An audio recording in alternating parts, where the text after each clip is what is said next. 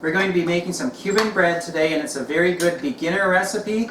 It looks really nice when you're done, and even if you're not that great of a cook, you can really impress people. So this recipe was first introduced to me by my mom. I actually had it when I was growing up. She found it in the Tightwad Gazette book, and when I got married, she printed it out on a recipe card for me, and it says Cuban bread, and in bold letters, cheap.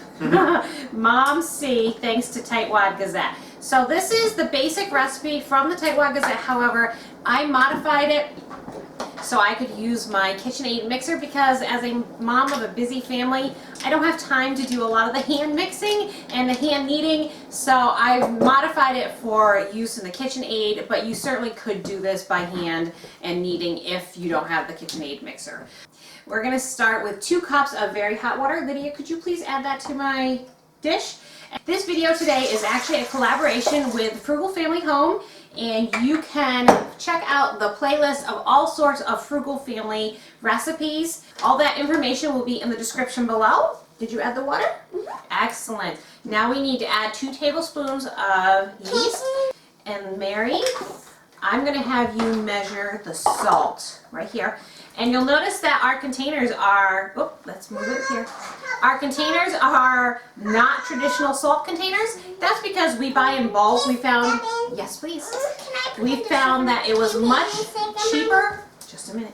It was much cheaper to buy in bulk rather than buying in small quantities at the grocery store.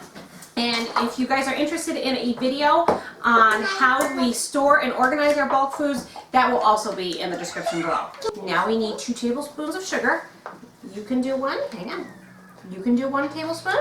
And then I can do the other. Lydia can do the other tablespoon. Last thing is flour. The last thing we're going to add is between 5 to 6 cups of flour, but there's no hard and fast rule to that because the humidity outside is different every time. So sometimes you use 5.5 cups, sometimes you use 6, maybe a little bit more.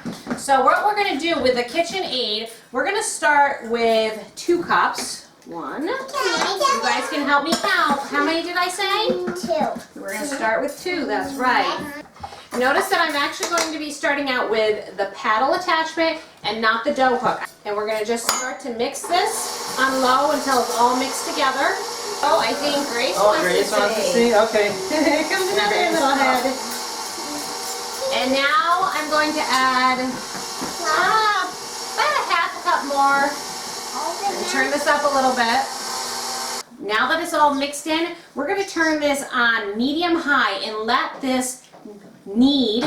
We're going to just do a loose knead, and by keeping it on medium-high for maybe 3, 4, 5 minutes until the strands of gluten start to develop. This is what you're doing when you're kneading, except we're not kneading it, we're doing it with the KitchenAid. It smells good.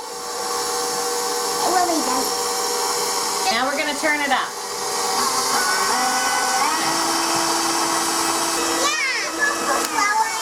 I'm going to add a little bit more flour because it's still a little too liquidy, guys. So we're going to add, it's probably going to end up being close to 3 cups. And always go slow when you're mixing in the flour or else you'll have a big flour dust cloud. Yep. We don't want a flour dust cloud, do we? Like our one is a cloud. That would be bad. Like a big white cloud. And we'd have a big mess and then Mommy would have to clean it up. Okay, we can turn it back up again. Ready? Lillian.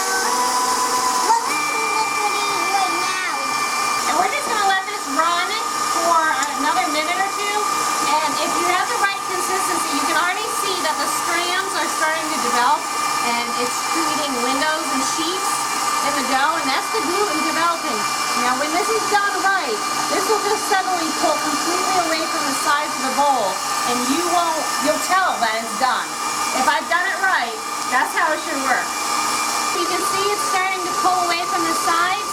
That means we're ready to slow this down and add a little bit more flour.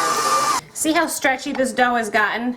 So that has saved us the whole kneading process. We're actually going to remove the mixing attachment here, and then we're going to throw the dough hook on.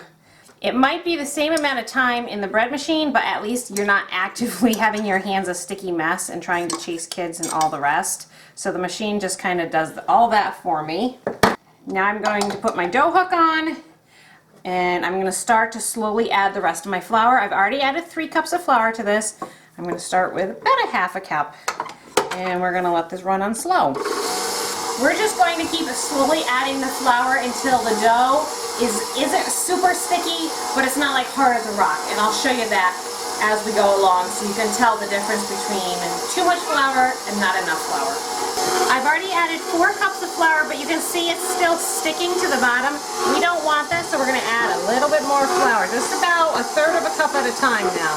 This isn't precise measurements, we're just watching the dough and seeing how it's responding to the flour. You want to see? That's flour. You can see it's not sticking anymore to the inside, so that means it's almost done. You know, when you touch it, it's still a little tacky, so I'm going to add a little bit more flour. See, it's still a little bit tacky. We'll add a little bit more flour, and then it should be done.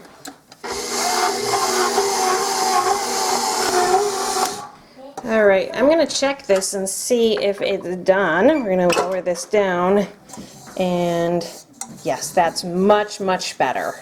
Not sticky at all. This is all done, and what we're going to do now is remove the hook from it.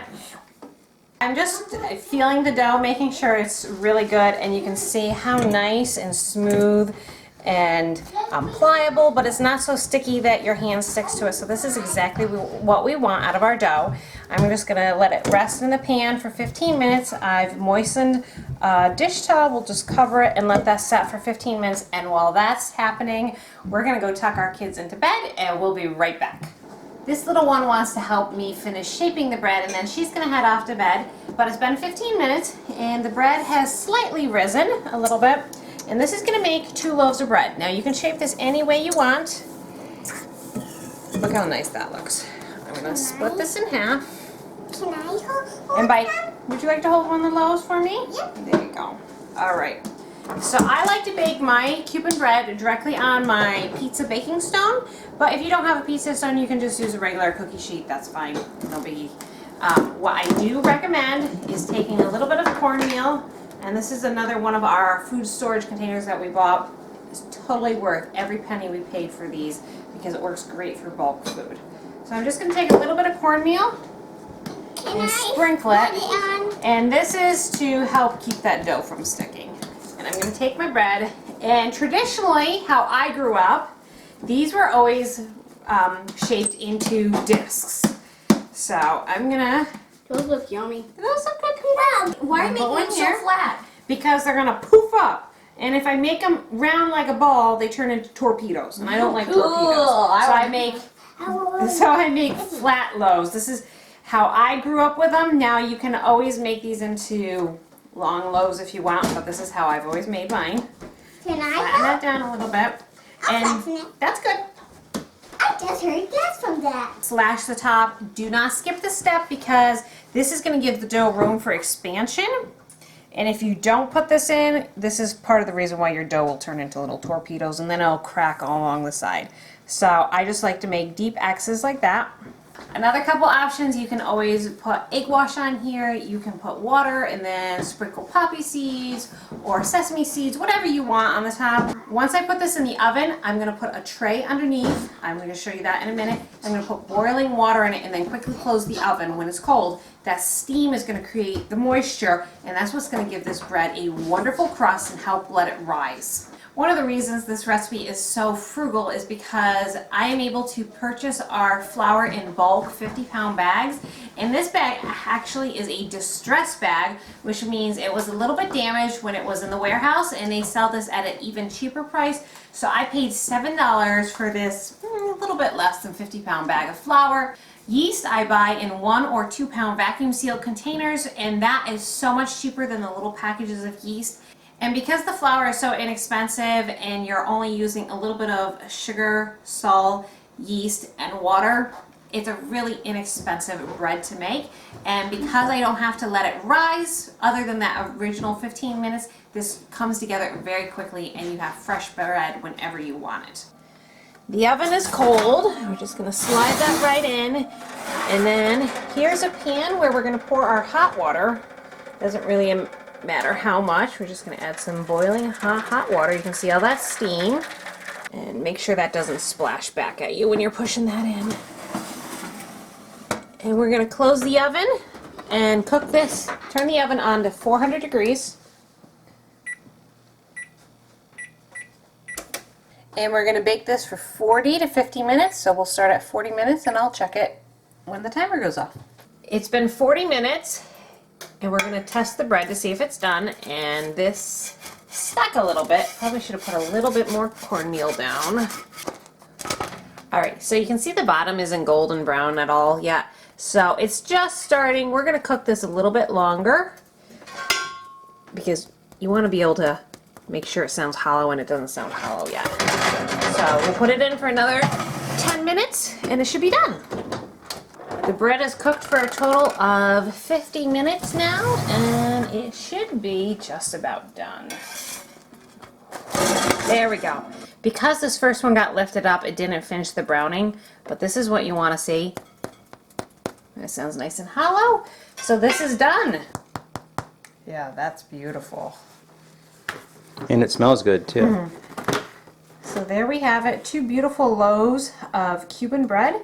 For best results, let this cool before you slice it so you can get nice even slices. But if you absolutely must cut into it when it's hot, because there's nothing like hot bread and melted butter, give it a few minutes, let it cool, and then cut into it.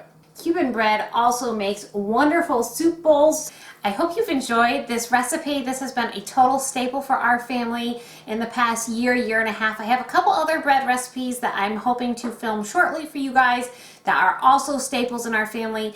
Thank you so much for watching this video. Be sure to check out next week's video on the Frugal Family Food channel and playlist where they're going to be featuring Jamaril and her large family recipe. I'm not sure what she's going to be sharing, but all of her recipes on her YouTube channel are amazing. So be sure to check out that playlist and subscribe. We'll be seeing you for more frugal recipes. Bye.